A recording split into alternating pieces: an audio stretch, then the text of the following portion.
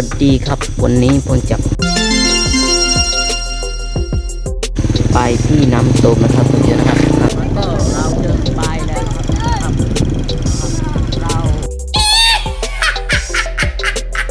ไม่ถึงที่นะครับเพื่อนๆนะครับวันนี้เราเดินไปแล้ว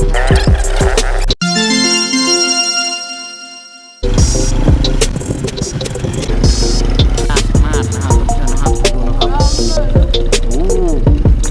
ญาติเลยนะครับเพื่อนๆนะครับไปดูรถนะครับรถแมคโครนะครับมีก็ไม่มีแล้วก็เราก็ไม่รู้นะครับแล้วก็มีรถโม่ครับเพื่อนๆนะครับไปดูรถโม่กันครับเพื่อนเราอยู่ทำไมนะครับเพื่อนๆนะครับโอ้ยรอมากเลยนะครับเพื่อนท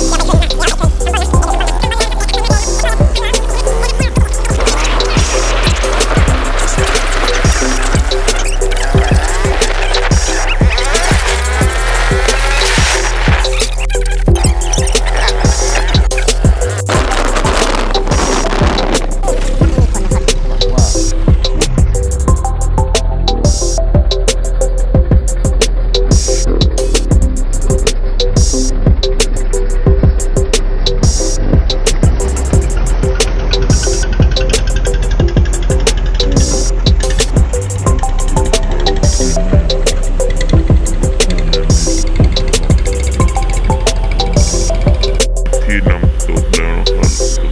แล้วก็พระนางเพื่อนเรา